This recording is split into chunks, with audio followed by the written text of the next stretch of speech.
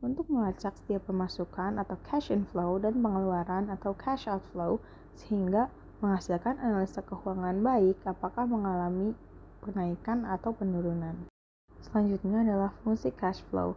Ada beberapa fungsi dari cash flow.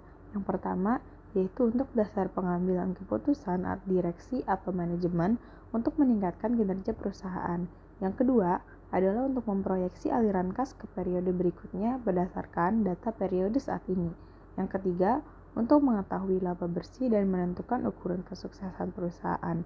Yang keempat, dapat menjadi tolak ukur jumlah arus kas pada masa mendatang. Untuk membuat cash flow, kita perlu pengambilan asumsi. Di sini diasumsikan untuk pembudidayaan gurami dari 44 indukan gurami yang bisa menghasilkan 270.000 anakan yang lalu akan dijual dengan harga 3.000 per ekornya. Dengan harga baku yang berupa indukan ikan dengan harga 50.000 per indukan. Indukan diberi pakan 2 kali sehari, pagi dan sore. Lalu biaya modal untuk memulai usaha ini menggunakan uang pribadi tanpa pinjaman ke bank manapun. Lalu ada penambahan 1 unit rangkaian setiap 3 tahun.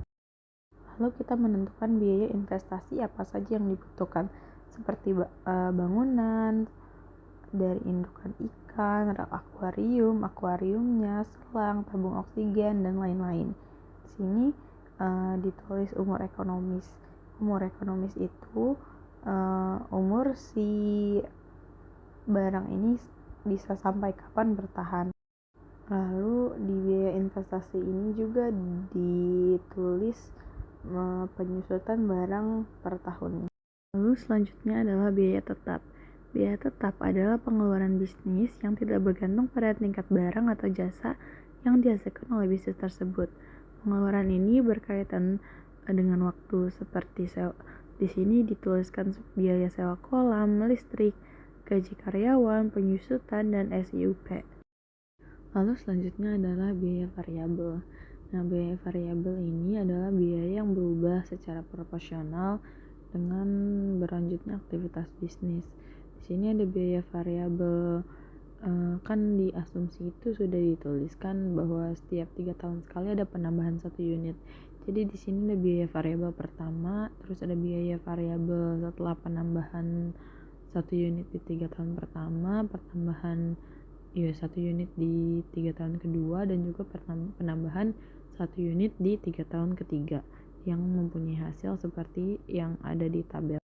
Lalu di sini ada laba rugi.